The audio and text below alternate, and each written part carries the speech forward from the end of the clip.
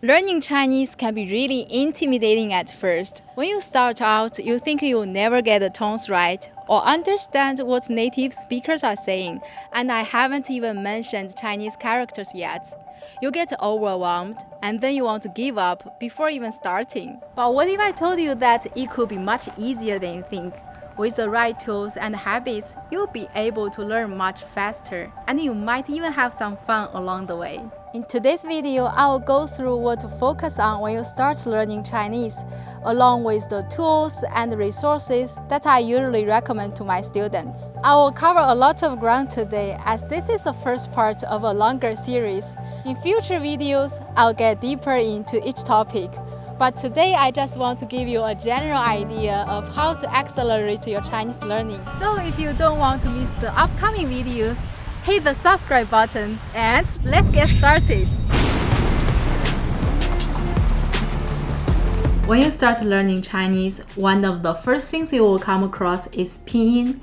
Pinyin is the official system used to write the pronunciation of Mandarin Chinese words using Latin alphabet. It's exactly the first thing you should get yourself familiar with at the beginning. Start by learning how the different sounds are pronounced. Pay special attention to the sounds that don't exist in your native language. Ch, zhi. Familiarize yourself with Chinese tones and practice correct pronunciation from the very beginning. Ma, ma. A useful resource for this is Wikipedia's Chinese phonology page, where you can find a list of Mandarin sounds together with audio examples. And here is an extra tip: learning the International Phonetic Alphabet can help you understand the correct pronunciation of different sounds. But remember this, if learning the IPA gives you more of a headache than it helps you, don't force it. Plenty of people have learned Chinese without ever giving the IPA a second thought. Try the different tips and recommendations I share in this video. But if you feel that something isn't working for you or it's more trouble than it's worth, don't worry about it. Language learning is a different experience for everyone, and there are many different paths that can eventually lead you to mastering the language. But enough with pronunciation for today, as let's be honest, learning pronunciation is not the most exciting part of learning a new language, however crucial it may be. So my second big suggestion is, don't study pronunciation by itself. Mastering correct pronunciation can take a lot of time.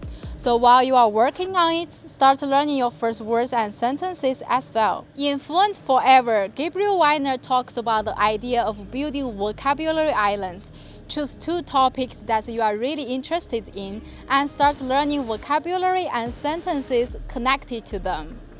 Because these are topics you are already invested in, you'll probably remember the words more easily than if you just let an app randomly throw vocabulary at you. For example, if I were starting to learn a new language, I would focus on the words connected to food and travel at first. Whenever I travel to a new place, I know that this vocabulary will come in very handy. But now you might be asking, what's the most effective way to learn these Chinese sounds, words, and sentences? The answer is to use an app with a built-in spaced repetition system. Spaced repetition, or SRS, brings words back just as you are about to forget them, helping you move vocabulary into your long-term memory more efficiently. These days, there are lots of vocabulary learning apps out there. Some use spaced repetition, while others use similar systems, so it can be difficult to decide which app is actually worth your time. There are 3 major free apps with built-in vocabulary testing systems: Anki, Pleco, and Quizlet.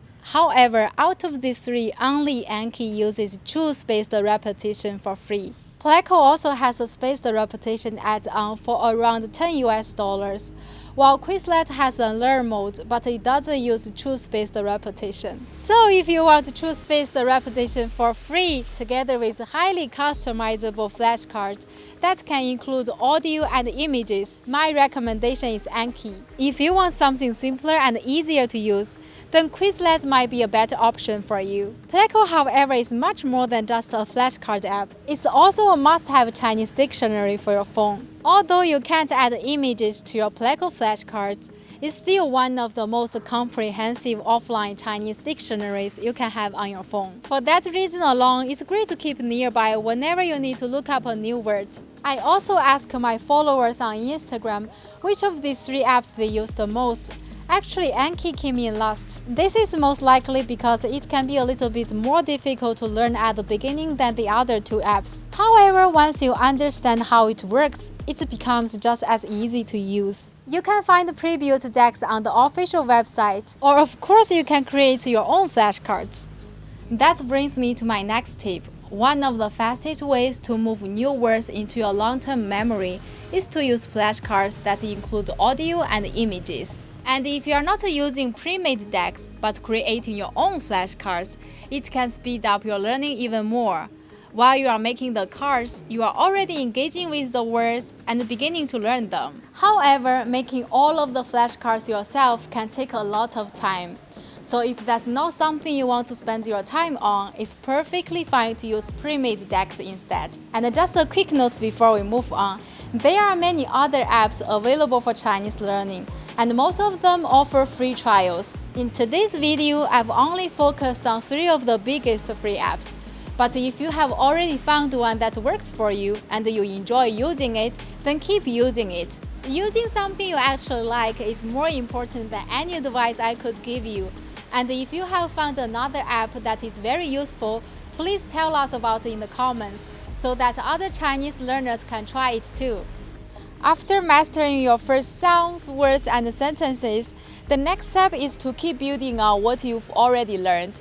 And at this point, it's also a good idea to start thinking about your language goals. Are you planning to study at a Chinese university or get a job where you will have to pass a Chinese language exam? Or is your main goal simply to achieve conversational fluency as soon as possible? If you need to take a Chinese exam, the first thing you should do is figure out which testing system you need to prepare for. Up until July 2026, most schools were still using the HSK 2.0 system, but since then, the newer HSK 3.0 system has started to be introduced. The 2 systems have different vocabulary requirements for each level. To find your nearest testing center, you can go to the official Chinese test service website. There you can find nearby test centers and contact them to ask which system they are currently using. If they are still using the old system, you can study with the HSK standard course books. If they have already introduced the HSK 3.0, the HSK 3.0 textbooks are currently being released in many countries, so you can check your local bookstores or try to order them online. The first level of HSK 2.0 required around 150 words, while the first level of HSK 3.0 requires around 300. So if you follow the books and learn the vocabulary using one of the apps I mentioned earlier, you could be ready for your first exam in a few months, or even sooner if you put in some extra work. Now let's look at the other paths. Maybe you don't really care about taking an exam because your job doesn't require it. Or maybe you simply want to travel to China and be able to have conversations with locals. In that case, there's even a faster way to reach conversational fluency. The HSK system is a very good system, but it's also quite comprehensive. It includes quite a few words that you might not actually come across very often in everyday conversations. So if your goal is to start speaking Chinese as quickly as possible, then after building your vocabulary islands, I would recommend finding a good frequency list. A frequency list is simply a list of Chinese words ordered from the most commonly used to the least commonly used in spoken language. One very good example is Richard Xiao's A Frequency Dictionary of Mandarin Chinese, which includes 5,000 words. And if you can just learn the first 1,000 words from the list, you'll be able to understand 60 to 70% of everyday spoken Chinese. What about reading? One of the best ways to start is with graded readers. Entry-level graded readers can start with as few as 150 characters, so you can begin reading quite early. A good rule is to choose a book where you can understand 90% of what you are reading. If you understand less than that, add the new words you come across to your flashcard app. And once you have learned them, go back and try to read the book again. Then, once you are more comfortable with entry-level books, you can gradually move up to higher levels. And again, if you understand less than 90% of the text, or you are coming across more than 3 unknown words per sentence, it might be better to keep building your vocabulary first. Add useful new words from the books to your flashcard app and continue reading at a slightly lower level until your reading starts to feel more comfortable. Some of the best graded reader series for Chinese learners include Mandarin Companion, Rainbow Bridge, and Chinese Breeze. Now we have covered a lot, but there is one important thing I haven't mentioned yet. Writing. Writing is one of the most intimidating parts of learning Chinese, and with good reason. Even Chinese children spend years learning how to write characters.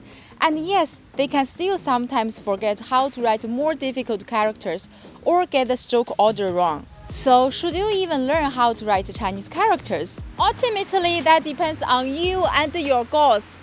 But my recommendation is yes, you should. Learning to write can help you in several ways. First, when you write characters by hand, it can make it easier to remember what the character looks like and what it means. Second, it can also help you notice patterns between characters. You'll start recognizing how different parts of a character can give you clues about its meaning or pronunciation, which becomes especially useful as you move into more advanced Chinese. However, if you sit down to practice writing and it makes you want to give up learning Chinese altogether, then don't force it at the beginning. Learn some more words first, and once you are a little further along in your studies, you can always come back and give writing another try.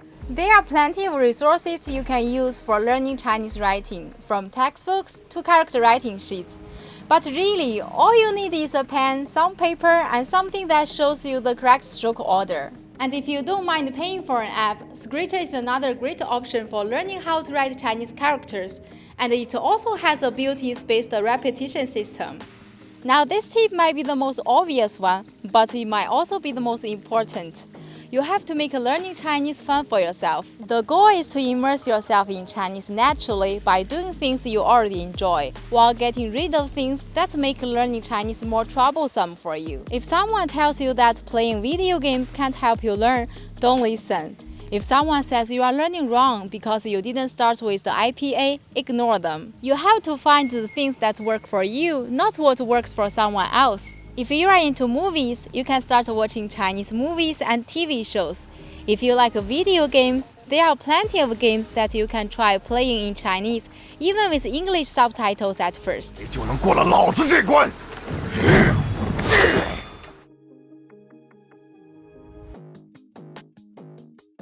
While you are watching Chinese content, you can try something called shadowing. This simply means listening to a native speaker and repeating what they say after them, trying to copy their pronunciation, tones, rhythm, and the way they connect words together. It's a great way to train both your listening and speaking at the same time. Now let's talk about a few other free tools that can make learning Chinese much easier. Browser extensions. The first one is called 中文. Once you install it and turn it on, you can simply hover over any Chinese word in your browser, and it will immediately show you the pinyin and translation. You can also save words with the press of a button, and later easily import that word list into Anki. So if you're reading something online and keep coming across new vocabulary, you can turn those words into flashcards very quickly. Another great browser extension for Chinese learners is Language Reactor, which you can use to watch YouTube and Netflix with both English and Chinese subtitles at the same time. 别跑远了。跑，远，跑，远。